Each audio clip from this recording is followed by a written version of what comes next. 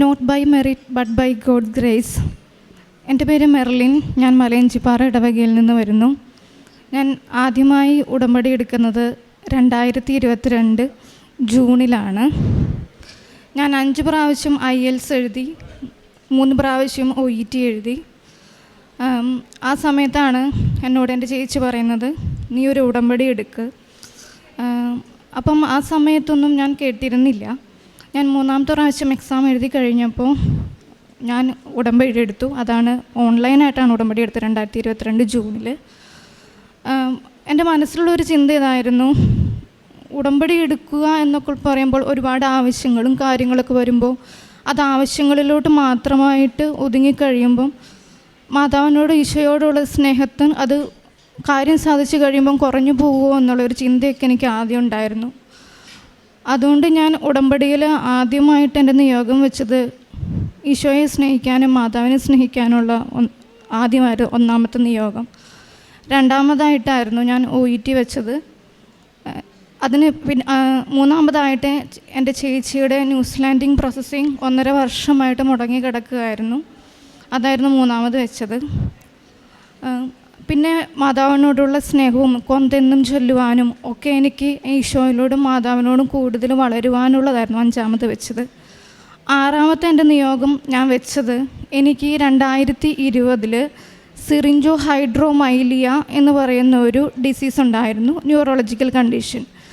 അതെന്താണെന്ന് വെച്ചാൽ syrinx formation, നമ്മുടെ ചോറിൻ്റെ അവിടെ നിന്ന് ഒരു ഹോള് വന്നിട്ട് അവിടെ നമ്മുടെ വെർട്ടബ്രയിൽ CSF ഫ്ലൂയിഡ് കളക്ട് ചെയ്ത് കിടക്കും. അപ്പം ഡോക്ടർ എന്നോട് പറഞ്ഞത് അതൊരു റെയർ കണ്ടീഷനാണ്, ഇന്ത്യയിൽ അധികം ആർക്കും അതില്ല. അപ്പോൾ അതിന് നമ്മൾ ഫോറമൻ മാഗ്നം ഡീകംപ്രഷൻ എന്ന സർജറി ചെയ്യണം, അതിന് ഇത്ര ലക്ഷം രൂപയൊക്കെ ആവും എന്ന് പറഞ്ഞു. അത് കൂടുതലായിട്ട് കാലക്രമേണ അതൊരു തളർവാദം, പാരലൈസ്ഡ് എന്നൊരവസ്ഥയിലോട്ടൊക്കെ പോകും. അപ്പം അത് കേട്ടപ്പോൾ എനിക്ക് അന്ന് വളരെ വിഷമമുണ്ടായിരുന്നു. പക്ഷേ അന്ന് ഞാൻ മാതാവിനോട് പ്രാർത്ഥിച്ചു, മാതാവേ എൻ്റെ മേത്ത് കത്തി വയ്ക്കാൻ നീ ഇടവരുത്തരുത് എന്ന് ഞാൻ പറഞ്ഞിരുന്നു. അപ്പം ഞാനിങ്ങനെ നിയോഗം വെച്ചപ്പോൾ 6ാമത്തെ നിയോഗം ഞാൻ അതാണ് വെച്ചത്. അപ്പം ഓൺലൈൻ എടുത്ത് പിറ്റേ ദിവസം എൻ്റെ OET റിസൾട്ട് വന്നു. ഞാൻ OET പാസ്സായി. ചേച്ചിയുടെ പ്രോസസ്സിങ് തടസ്സപ്പെട്ട് കിടന്ന 1.5 വർഷമായിട്ട് തടസ്സപ്പെട്ട് കിടന്ന പേപ്പർ, ഓഫർ ലെറ്റർ അവൾക്ക് പിറ്റേ ദിവസം വന്നു. പിന്നെ മാതാവിൽ എനിക്ക് ഒരുപാട് വളരാൻ സാധിച്ചു. ഞാൻ ബൈബിള് അരമണിക്കൂർ വായിക്കാൻ തുടങ്ങി. അത് എനിക്കൊരു 29 മിനിറ്റ് ആയാൽ പോലും എനിക്ക് ബുദ്ധിമുട്ടായിരുന്നു. അത് ഇത്ര സമയം വായിക്കണം എന്നുള്ളത് വളരെ കൃത്യനിഷ്ഠയോടുകൂടി ഞാൻ ചെയ്തു. ഞാൻ കൃപാസനം പത്രങ്ങൾ കൊടുത്തു.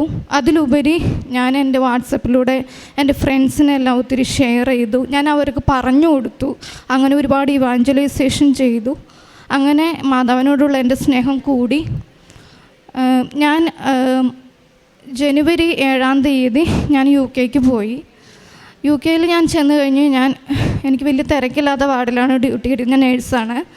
അപ്പം അവിടെ ചെന്ന് കഴിഞ്ഞ് 1 വർഷത്തോളം ഞാൻ നന്നായി വർക്ക് ചെയ്തു. പക്ഷേ എനിക്ക് നവംബർ പകുതിയോടുകൂടി ചെറിയതായിട്ടൊരു അപ്പർ ബാക്ക് പെയിൻ തുടങ്ങി. അപ്പം ഞാൻ വളരെയധികം സ്ട്രഗിൾ ചെയ്തു. നമുക്ക് ഇവിടത്തെ പോലെ പെട്ടെന്നൊരു ഹോസ്പിറ്റലിൽ പോയി പെട്ടെന്നൊരു MRI എടുത്ത് എന്താണെന്ന് കണ്ടുപിടിക്കാനോ അതിനുള്ള സംവിധാനങ്ങളുണ്ട്. പക്ഷെ ഒത്തിരി ലേറ്റ് ആവും, 3-4 മാസമൊക്കെ എടുക്കും ഒരു MRIയുടെ ഡേറ്റ് കിട്ടാൻ അവിടെ. അപ്പം ഞാൻ ഒത്തിരി സ്ട്രഗിൾ ചെയ്തു. എനിക്ക് ഡ്യൂട്ടിക്ക് പോകാൻ പറ്റാതായി. മറ്റുള്ളവർ ഡ്യൂട്ടി ചെയ്യുമ്പം എനിക്ക് കാണുമ്പം ഭയങ്കര ബുദ്ധിമുട്ടായി.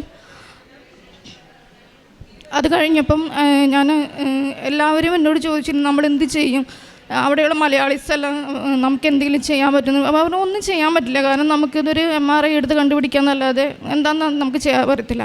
അപ്പോൾ ഞാൻ GPയുടെ അടുത്ത് ചെന്നപ്പം GPയോട് ഞാൻ പറഞ്ഞു, എനിക്ക് ഇങ്ങനെ ഒരു ഹിസ്റ്ററി ഉണ്ട്. അപ്പം GP എന്നോട് പറഞ്ഞു, അപ്പം അതിൻ്റെ ആയിരിക്കും എന്ന് പറഞ്ഞു. അപ്പം എനിക്ക് വളരെയധികം വിഷമം തോന്നി. ഞാൻ ഇത്രയും പ്രാർത്ഥിക്കുന്നുണ്ട്, പക്ഷെ ഞാൻ പെട്ടെന്ന് എൻ്റെ മനസ്സിലോട്ട് ഞാൻ പറഞ്ഞു, മാതാവേ ഇതാണ് സമയം, ഇതാണ് മറ്റുള്ളവർക്കും എനിക്കും വെളിപ്പെടുത്തി തരാൻ പറ്റുന്ന ഏക സമയം. അപ്പോൾ എനിക്ക് മാതാവ് ഇങ്ങനെ പറഞ്ഞു തരികയാണ്, നീ നാട്ടിൽ പോ, MRI എടുക്ക് എന്നുള്ള രീതിയിൽ നമുക്ക് ഓരോ സ്റ്റെപ്പ് വൈസായിട്ട് എനിക്ക് പ്രാർത്ഥിക്കും ഇങ്ങനെ തോന്നുവാണ്. അപ്പം എങ്ങനെ വരണം എന്നറിയത്തില്ല. കാരണം നമുക്കൊരു GP അടുത്ത് പോയി നമുക്ക് 1 മാസത്തേക്ക് ലീവ് ചോദിച്ച് നാട്ടിൽ വരാൻ അവരങ്ങനെയൊന്നും സമ്മതിക്കത്തില്ല. കാരണം നേരത്തെ ചെയ്തിരിക്കുന്ന ആളുകൾ അങ്ങനെയൊക്കെ എന്നോട് പറഞ്ഞത്. അപ്പം ഞാനതനുസരിച്ച് ചെയ്തു. ഞാൻ പക്ഷേ മാതാവിന് പൂർണ്ണ വിശ്വാസം ഉണ്ടായിരുന്നു. ഇത് വെളിപ്പെടുത്തി തരാൻ വേണ്ടി മാത്രമാണ് ഇങ്ങനെയൊരു സംഭവം എന്ന് എനിക്ക് മനസ്സിലായി. ഞാൻ പൂർണ്ണമായിട്ട് വിശ്വസിച്ചു. കാരണം അച്ഛൻ്റെ ധ്യാനത്തിലും പിന്നെ നമ്മൾ ബൈബിളിലും പറയുന്നത് പോലെ വിശ്വാസം വഴി കൃപയാലാണ് നിങ്ങൾ രക്ഷിക്കപ്പെട്ടത്. അപ്പം ആ ഒരു വിശ്വാസത്തോടുകൂടി ഞാൻ പ്രാർത്ഥിച്ചു. പിന്നെ നീ പോകേണ്ടിടത്തെല്ലാം ഞാൻ നിനക്ക് വഴി തെളിച്ച് തരുമെന്ന വചനത്തിലൂടെ ഓരോരോ സ്റ്റെപ്പായിട്ട് മാതാവ് എനിക്ക് പറഞ്ഞു തരാൻ തുടങ്ങി. നീ ഇങ്ങനെ ചെയ്യുമ്പോൾ നിനക്ക് ലീവ് ശരിയാവും, ഇത്ര ദിവസം നീ ചോദിക്കുക. അതെല്ലാം നമുക്കിങ്ങനെ വെളിപ്പെട്ട് തരുന്ന പോലെ എനിക്ക് തോന്നി. മാതാവിൻ്റെ ഗ്രേസ് കൊണ്ട് എനിക്ക് കറക്റ്റായിട്ട് ഇന്ന ദിവസത്തിനുള്ളിൽ പോകാം എന്നുള്ള രീതിയിൽ എനിക്ക് ലീവ് തന്നു. പക്ഷേ GPയുടെ സൈഡിൽ നിന്ന് എനിക്കൊരു ലെറ്റർ വേണം. ലെറ്റർ കിട്ടിയാലാണ് നമുക്ക് പോരാൻ പറ്റത്തുള്ളൂ. അപ്പോൾ ഞാൻ മാതാവിനോട് പറഞ്ഞു, മാതാവേ ഇങ്ങനെ ഒരു കാര്യം പറയുന്നുണ്ടല്ലോ, എന്ത് ചെയ്യും? അപ്പോൾ മാതാവ് പറഞ്ഞു, എങ്ങനെ തോന്നിച്ചു, ഒരു ഡിസംബർ 31 എന്നുള്ളൊരു ഡേറ്റ്, ജനുവരി 31.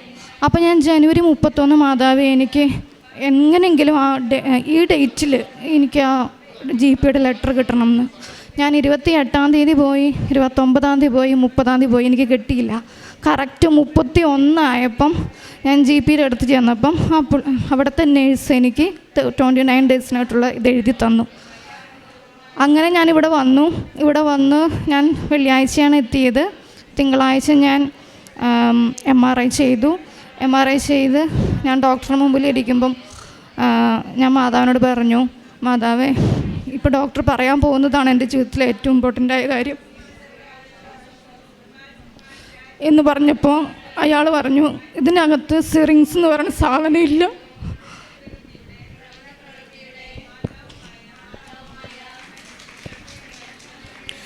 ഇതിനകത്ത് സിറിങ്സ് ഇല്ല. പിന്നെ ചെറിയൊരു മൈൽഡായിട്ടുള്ളൊരു ഇതുണ്ട്, അത് നമുക്ക് സർജറി ഒന്നും ചെയ്യേണ്ട ആവശ്യമില്ല. പിന്നെ എനിക്ക് അപ്പർ ബാക്ക് പെയിൻ വന്നത് അത് ചെറിയൊരു മസിൽ പെയിൻ മാത്രമാണ്. നമുക്ക് ജസ്റ്റ് ഒരു പെയിൻ കില്ലറോ അല്ലെങ്കിൽ വിറ്റമിൻ സപ്ലിമെൻറ്റ്സോ എടുത്താൽ മതി എന്ന് ഡോക്ടർ പറഞ്ഞു.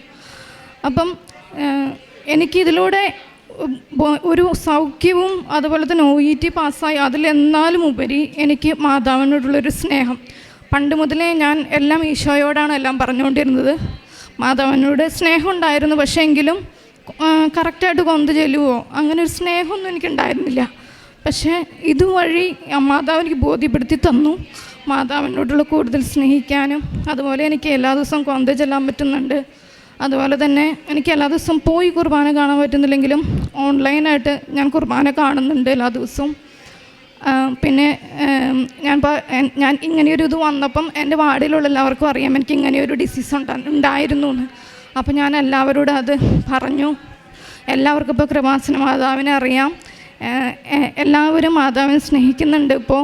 അങ്ങനെയുള്ള ഒരുപാട് കാര്യങ്ങൾ മാതാവ് എനിക്ക് പറഞ്ഞു തന്നു. പിന്നെ ഞാൻ UK ഓസ്കി എക്സാം എഴുതാൻ പോയത് ഞാൻ മാതാവിൻ്റെ കാശുരൂപന ജീൻസിൻ്റെ ഇത് മീൻസ് യൂണിഫോം പാൻറ്റിൻ്റെ ഉള്ളിലിട്ടുകൊണ്ടാണ്. ഞാൻ 1ാമത്തെ അറ്റംപ്റ്റിൽ തന്നെ ഓസ്കി പാസ്സായി. പിന്നെ അതുപോലെ മാതാവിൻ്റെ എണ്ണ അത് ഞാനെപ്പോഴും രാവിലെ കുരിശ് വരയ്ക്കാനായിട്ട് എടുക്കും. അപ്പം എൻ്റെ കൊച്ചു വന്ന് ഇത് എൻ്റെ കൈ കൊണ്ട് തരും. അവൾ പറയും, അമ്മി വാവു മാറും എന്ന് പറഞ്ഞ് അവൾ എപ്പോഴും കൊണ്ട് തരും. അങ്ങനെ എല്ലാ ദിവസവും ഞാൻ കുരിശ് വരപ്പിക്കും. പറയാനുള്ളത്, നമ്മൾ സ്വസ്ഥമായി ഇരുന്നാൽ മതി, ബാക്കിയെല്ലാം മാതാവും ഈശോയും നോക്കിക്കൊള്ളും. Thank you Lord. Thank you അമ്മ.